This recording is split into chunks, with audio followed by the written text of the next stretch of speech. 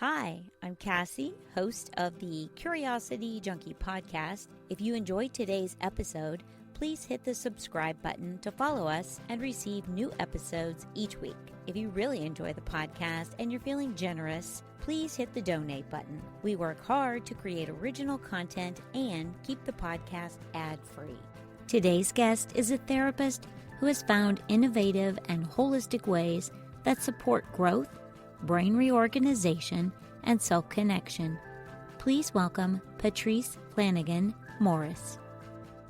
Hi, Patrice. Welcome to the Curiosity Junkie podcast. Hi, Cassie. Thanks for having me today.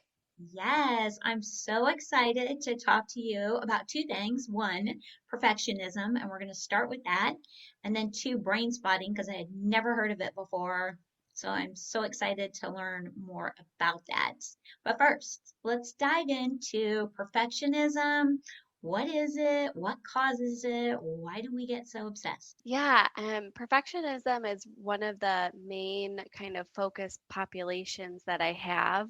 Probably because I come from a very perfectionistic background, and so I know what it's like to feel almost paralyzed by the decisions you have to make. And so when you're really struggling with perfectionism, you usually have very high standards of yourself. So you expect yourself to achieve goals faster and doing it better than anybody around you. A really big telltale sign is, would you expect a close friend to do these things that you're trying to accomplish in this amount of time? So the really high standard, and then a focus on results over kind of the process itself. So we get really outcome focused of, if this doesn't happen this way, that basically means I've failed. There's a big part of perfectionism is the highly critical kind of state that we live in too.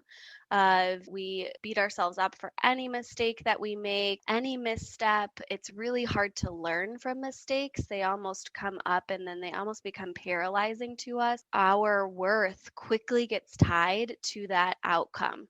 And so if we don't meet that outcome, it's basically like we're a failure. Right. Are there like levels to perfectionism or different types? Yeah, so perfectionism really happens it's a continuum, right? So I think most things in life are not like you have it or you don't. Right. But when we talk about perfectionism and we break it down, there's really kind of two types of perfectionists. And Okay. so there are overachievers and then underachievers. Mm. So the perfectionist who struggles with overachieving basically piles their plate so full, takes on everything, is constantly busy. That self doubt that breeds in perfectionism is basically like, you have to prove to yourself that this isn't right.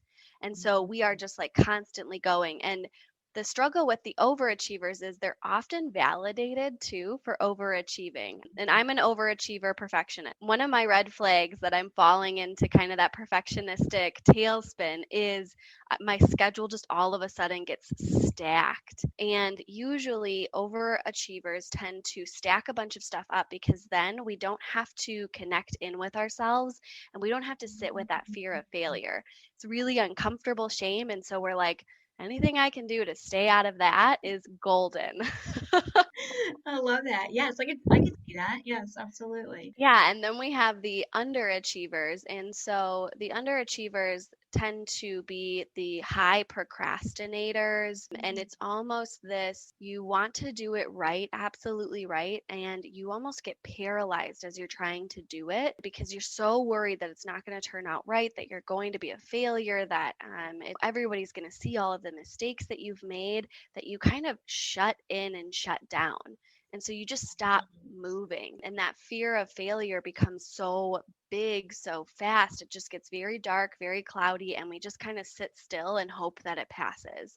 And underachievers are often labeled sometimes with things like laziness and unmotivated and stuff like that. When you think about perfectionists, you don't really think about that side of things. But when I've been working with people and I explain this underachieving, all of a sudden they're like, oh my God, I am a perfectionist. I'm just not like the, I'm just going to keep going, going, going, going, going kind of person. It just like gets so big so fast. And that fear of failure and that fear of not being enough becomes so overpowering that I get completely shut down and stuck.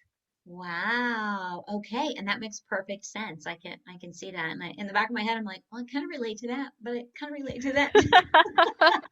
It might be a combo. I don't know. No, okay, that's pretty cool. Does it become a problem or can it become a problem? I don't know if problem is the right word. Like, Yeah. And I mean, for both, being a perfectionist pulls us so far away from our true alignment. And that's mhm, really the struggle with it. We want to call it like what's a problem versus not a problem, right? Most perfectionists are still able to get their job done. They're still able to function in life, but it's kind of asking yourself, is it a problem for you to be constantly living your life based on other people's standards? mm, And so, when we do that, we take opportunities and we open doors that are meant to please other people, are meant to show ourselves off, and aren't in alignment with us. And so, as perfectionism tends to grow and build and snowball, it gets bigger and bigger to all of a sudden, I have a lot of people and a lot of women, especially in their 30s and 40s, that hit this wall of, this isn't the life I wanted. And right. how did I get here? That's really where we hit this kind of wall. The earlier we can catch it, the more we can work through it so that we can make aligned decisions moving forward rather than decisions because this is going to look really good and this is what I'm supposed to do with my life. Yes. What would be somebody who's younger or a parent? What would be a way to identify that early on? Yeah, the reflections on your standards as a person are a really big cue, and then comparing them to the standards that you have for other people. Perfectionists tend to have this huge gap of like, other people can be here and they are enough. They're worth my love. Like, of course, you're great. We coach all of our friends and we're like, no, like, who cares about that thing? Live your best life. And then for us, it's like, but I have to do all the things, right? For most moms, what I see is, when I meet with them, they're like, well, I would never expect so and so to have to take their kids to be at all their kids' games and to make all of the cookies and to have friends with everybody in the group. And then I'm like, okay, and then what do you expect out of yourself? And they're like, well, all of those things, obviously, or I'm a terrible mother. And so, that standards comparison is a really big tell for if you're really struggling with perfectionism or not. Okay, that's a good one. So would it be the same in a young adult or a child? Like, well, how might it show up early? Yeah, really early. Kids who, this is generally where a lot of perfectionism comes, is actually our social conditioning. And so sometimes that's from, the school setting or just our environment. A lot of times from a really young age, it's our family. Perfectionism in kids comes up as if you have a really good, quote unquote, good kid.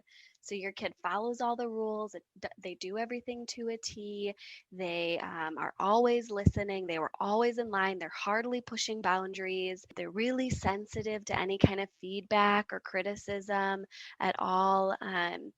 Those are really big cues. And we think, well, oh, your kid is just so well behaved, or oh, they're so mature for their age.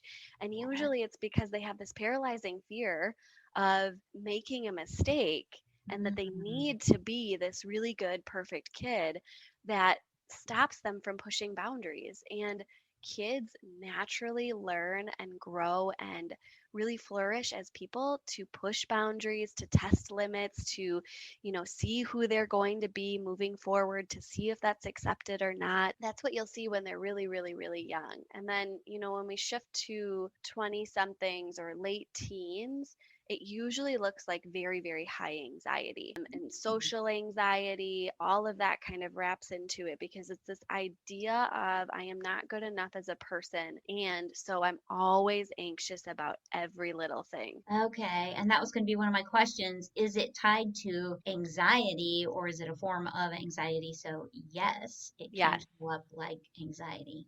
Perfectionism and anxiety are best friends. Anxiety is the fear of you're going to fail. And so perfectionism is the shield of, okay, I'll take care of it and let me just do everything exactly right and then it'll be fine. And so, they're like sitting in the background talking to each other, and anxiety is like, no, I really think we're going to fail this class. I think we're going to fail it. And then guess what? Everyone's going to look at us and they're going to know that we shouldn't have even tried. They're going to know we shouldn't have tried. Why did we try? And so perfectionism is like, okay, we'll just stay up all night and we'll spend all day, just an outrageous amount of time on a paper that, if we weren't sitting in that anxious state, we would be able to crank it out. It's like 3 pages, but all of a sudden it takes us 5 hours. And so then we get judgmental and critical about the amount of time that it's taking. And perfectionism and anxiety just snowball into this huge thing that, can really make us just feel like we're going to collapse in. Yeah. Oh my gosh. Okay. So I did not realize that they were connected and like best friends, and it makes perfect sense. And Yeah. as you're talking, I'm thinking about my own kids going, okay, yeah. Sorry, Jake and Kelly. And it's just a cue to like check in and start, challenging our kids to get a little uncomfortable with making mistakes, and even asking, how do you feel about making mistakes? And starting to teach our kids that mistakes and failing and all of that stuff are really healthy things. I mean, most of us learn more through our failures and our mistakes than we ever do from our successes. Yeah, absolutely. Hands down. It's the best way to learn because you go, oh, Hmm. that's not going to happen again.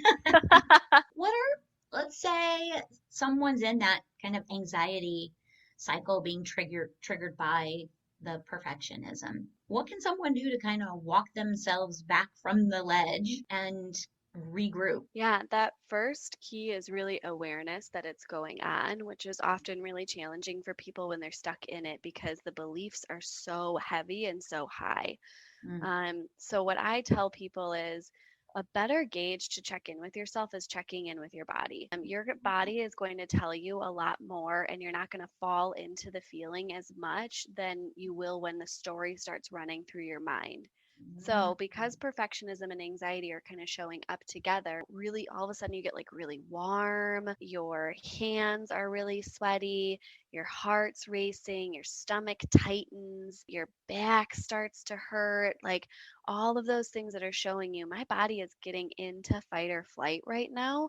What's going on? And so sometimes that's like looking at the assignment that is sitting right in front of us and kind of coaching ourselves through it. Like, it's okay to be afraid. It makes sense to be afraid. And I think you're putting a lot of pressure on yourself.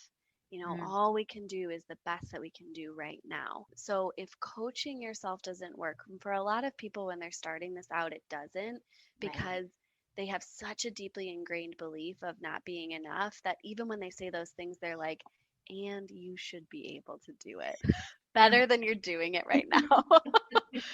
Right. It's like, oh God. So, how we kind of refocus that is we get back into the body. So, how can I calm my body down? When my body calms, my mind will naturally go with it. There's a lot of different ways to do that. I'm a body based therapist. I'm all about being in your body. Deep breathing can work really well for some people. Your inhale should be longer than your exhale. Mm, Um, 5 finger breathing is actually one of my favorites. So you take your hand mhm. and you trace up each finger. And when you, on the up, you inhale. And then once you hit the tip of your finger, you exhale. And so you go through all 5. It gives you not only the breath work, but also a visualization. So it really takes a lot of your energy into this one activity. Yes, and I can see it refocusing your thoughts too, because you're not Yeah, caught up now in that cycle going on in your head. You're thinking about tracing your fingers and, right. ooh, that's a good one.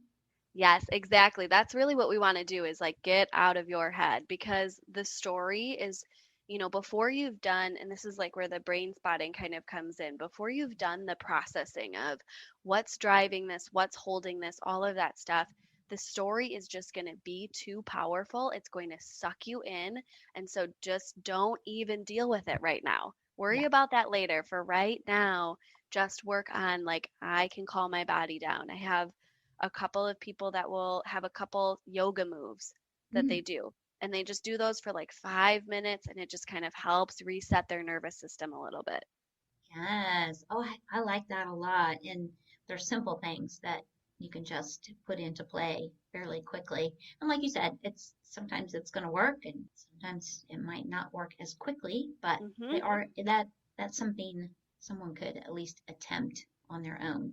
And you brought up brain spotting, so I want to dive into that. I was doing a little reading on it and I'm like, ooh, fascinating.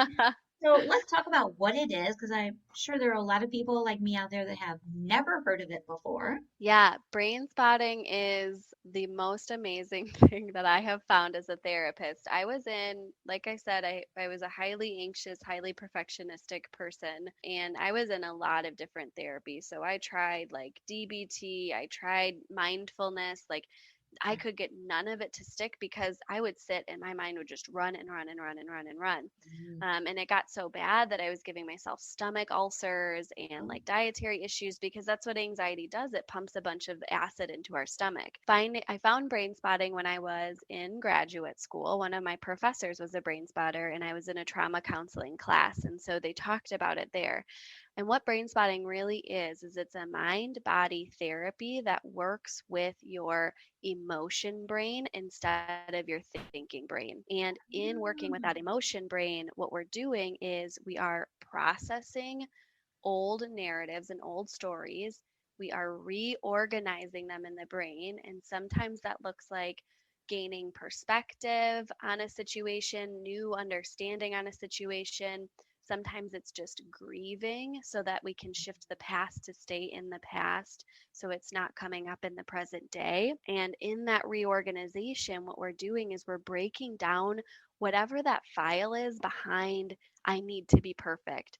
And that file, I tell people, is like these core beliefs. So I'm not good enough. I'm not worthy. If I don't do all of this stuff, I won't be loved. I'll be abandoned.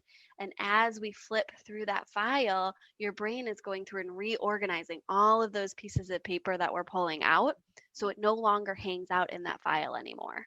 wow. It sounds like quite a process, is it? It's actually can be really fast in therapy terms. So, when we talk about like the perfectionism and anxiety and it coming from social conditioning from a really young age, most people can't talk through that. First, because most of them don't know that that's where it's coming from. And second, because most of that lives in that lower part, in that emotion part of our brain. And Mhm. so, what brain spotting does is it kind of gives us a fast track to bypass the talking, bypass the analyzing, like we're letting it all go and we're embracing uncertainty as we like journey into this felt sense of needing to be perfect all of the time. And so we find a spot in the body that you feel it, and then we find a spot in your field of vision that you feel that the most. And it unravels pretty quickly. Depending on like your level of trauma and what you've been through throughout your life will depend on the amount of time that it obviously takes to unwind some of that. But for me, 5 sessions and I felt a ton different. I still had a lot of that conditioning and needed to keep doing my work, but all of a sudden I could see things that I never saw before. And I had perspective I never had before. I would walk around and I'd be like, oh, I can feel that like want to jump in and take care of everybody right now. And I had a whole new opportunity to take a step back and slow down and take care of myself first. Yes. Okay, so it really kind of brings you back to the self-awareness piece.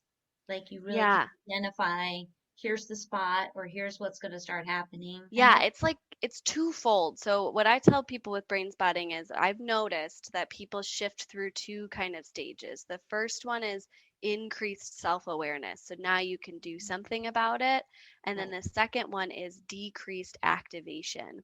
And that kind of means like you have less of that drive to get pulled in. And so where before you were at like an 8 out of 10 of anxiety around this situation, now you're at like a 1 or a 2. And you Mhm. can deal with a 1 or a 2 is easy compared to an 8. My Yeah. people who move from an 8 to a 1, they're like, I don't care if this is never a 0 because a 1 I can go, "Hello old friend.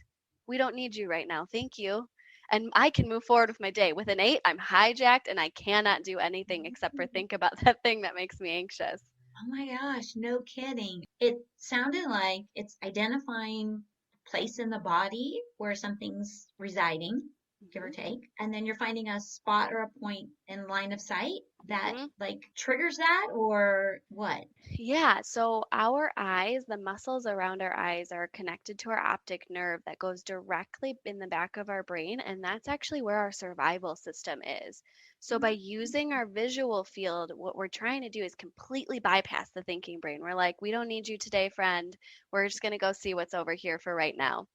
And so that visual field is really where that file is being held. As we process through the brain spotting process, the spot changes often because your visual field, your orientation, like the way that your brain is mapping all of that is actively changing and rewiring too. We're finding this visual spot and then we are just sinking into that feeling and really trying to be open without judgment about what it has to say and what's going on and what's being held there. Oh my gosh, this is fascinating. I think the brain is amazing. And I know that its main job is to protect us and keep us safe. Yes. So it is always thinking and it's always, okay, well, last time something like that happened, da da da da, this was the outcome, and oh, we need to protect you. And so it does Mhm.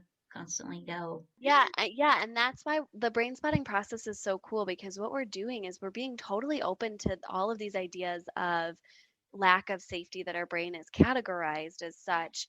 And we are helping decrease them and reorganize them so they're not getting hit so often. Also, it helps with the integration of the top and bottom brain.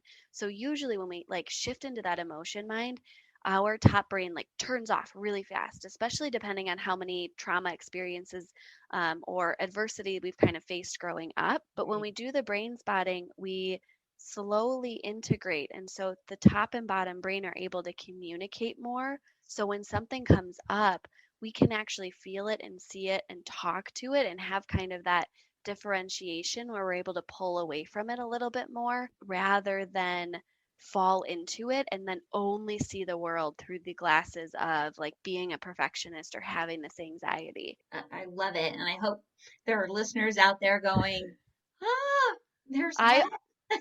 I hope so too, because I will tell you, from starting brain spotting to now, I've opened my own practice. I've shifted into owning a group practice. I've like done these things that I've never even dreamed about. And I never would have thought were possible for me because I was so paralyzed all the time with getting things right and being seen so much by other people that there's no way I would have like just listened to what people had said around me and I was like, I'll just do what you say I'm supposed to do and this is the path I'll take, I guess. Yeah, if you think it's good, then I'll just go that way.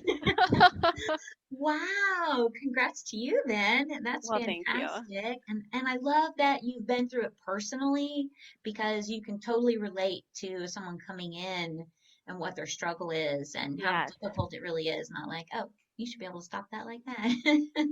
Well, and that's one of my favorite things too, Cassie, about brain spotting is like that uncertainty principle. It just takes all the judgment out. When somebody walks in and they're like, I'm going to tell you this really weird thing, I'm like, you don't even know the Yeah, weird stuff that I've heard. Um, yeah. and, they say this thing and it's like, okay, that's just how your system's organizing it. That's totally fine. We can work with it. Whatever it is, we can work with it. Nothing's a problem unless we make it a problem, is a big statement in brain spotting. And so it's really just like, why does this have to be a problem? It can be something we can explore. It can be something we want to change, to heal, to grow through, but that doesn't make it a problem. Right. It's almost kind of like get curious about what's going on. Yes. Curious, Yes. curious, curious. That's why I love the name of your podcast because it's all about curiosity. Right. And I talk to a lot of therapists and psychotherapists, and there's a lot of that. Like, you really just have to get curious and ask questions about what's happening in the moment. Sometimes it's difficult to do that. That's why I was fascinated with the brain spotting because I'm like, what a great tool to help someone unravel that inside of them just a little bit. Like, And that's fantastic. exactly what it is. It's an unraveling to re-ravel, Yeah. to be more authentic, to be more aligned with yourself. And I think a lot of people get stuck in traditional talk therapy because you can be curious on a cognitive level only so far but it's really these deep emotion brain subconscious kind of drives that cause us to have all of these actions that feel out of alignment with who we are, because our subconscious brain is so much faster than our thinking brain, and it will always win. And so then Mm. we do something that's out of alignment and we're like, ah, I didn't want to do that. I told my therapist this week I wasn't going to do that anymore. I was going to be more aware of it, and it just happened. And that's because you have all this stuff stored in your subconscious that needs to be addressed, seen, felt, heard, and then reorganized. Yes. Oh my gosh. Fantastic. Well, how can someone connect with you? I found you on Instagram and you posted something on Brain Spotting, and I'm like, oh, what is that? And I reached out immediately. So how can people connect with you? Yeah, people can connect with me through Instagram. My handle is at Habit of Healing. And then also, I run Empowerment Within LLC in Heartland, Wisconsin. And so you can just go to empowermentwithinllc.com. I'm on there, and a few of my other therapists are on my website. And then I will, in the near future, adding some courses on there as well. There's actually a couple of webinars, one on brain spotting and then another one on empathy and self-compassion. Mm. And so those are available there. Hopefully in the near future, we'll be getting some like worksheets and different courses out too. Yes. Oh, I love that. I love when therapists put out things that people that can't make it to therapy, because there are a lot of people struggling with anxiety, perfectionism, like there's, the Mhm. gamut that can't get therapy. And so that's one of the reasons I do this, is even if someone can know that there's something that can help them, and when you all put stuff out that are resources for people to kind of tap into and maybe just start their journey that takes them to the next Yes. step, that encourages them to invest in themselves, because sometimes that's the other problem, is we could do it but we want to put everything before ourselves. Well, and like what a statement for perfectionists. I that's the biggest thing. I have people come in and they start getting really sidetracked with everybody else in their life, and I completely normalize that. It is so much easier to put other people first than it is ourselves. It's just that, like, slowing down, connecting in, and trying to give yourself that chance. Like, you have a part of you that knows that something could be different. You could feel lighter, you could feel more connected, you could feel more full and just self-aware, and it's honoring that part of us and saying like, this is worth it. But finding somebody that's a good connection for you is really what is key, because if you don't feel close or seen by the person sitting across from you, and even when you do these workshops and these podcasts and stuff like that, you have to feel connected to the people that you're listening to. Otherwise it's just like, I don't know, this doesn't make sense for me. Right, right, absolutely. And I've been to therapy and with a couple of different therapists, and I actually had one that ate M&Ms in front of me, and I was like, "That's right? Is that normal?" Yes, you have to find the person that you're going to connect with. Hmm. Absolutely. Like anything we do, if there's no connection, it's going to be a struggle. Do you have a theory or a process that would help someone find a good therapist? Yeah, I mean, if you're looking for a brain spotting therapist, you can just go to brainspotting.com and click on find a therapist. So that Okay. can kind of help sift some things through. I encourage people to use Psychology Today a lot. You can also just I've had a lot of people actually find me just through a Google search of local therapists in their area. And the one thing I suggest for people is, there's like a little bit of a process. Is the first one is, the people you reach out to, ask if they offer a free consultation. I offer a free consultation to everybody I'm going to see, because it's just as important for both of us to know that we're going to be a good fit, or that this is going to be something that helps you progress. Yes. And there's obviously only so much you can know in 10 to 15 minutes, but you can feel, if you talk to someone, your basic script needs to be, this is what I'm struggling with, how can you help me? You listen to their response and you just check in and say, like, does this feel like what I need, or do I need something different? And if you need something different, own that right then and there. Some people feel guilty, like, well, I don't want to tell them they're wrong. And it's like, you're not saying you're wrong, this is the wrong therapy. You're just saying, you're not right for me. Right. And if this process is supposed to be about me and taking care of me, you're going to know in that conversation if this person is worth giving a shot to. Yeah. And then you get to gauge it throughout the whole therapy process itself, too. If you're having issues with your therapist, bring them up. I love when my clients are like, hey, when you said this, I didn't really get it, or that didn't really make sense to me. I'm like, thank you for advocating for yourself. And now we can engage in having a conversation so we can move forward from this. Right, right, because you don't know if Right. they're having a problem unless they speak up. No, great advice. And I will I'll collect some links from the recommendations you gave and put them in the description so everybody has access to that, as well as ways to connect with you. Beautiful. Well, I'm thinking this is a good place to wrap up. I've learned so much in a short amount of time. Thank you so much for having me, Cassie. It was great. I could talk about brain spotting for 3 hours if I really wanted to. So, I love it. Yes, yes. I thought it was fascinating when I started researching it, so I was super excited to share this with everybody. And thank you for taking the time to do just that with us, Patrice. I really, really do appreciate it. beautiful. Thanks, Cassie. You bet. And to all of you, thank you so much for tuning and listening, watching. Stay safe, stay curious, and I'll see you next time.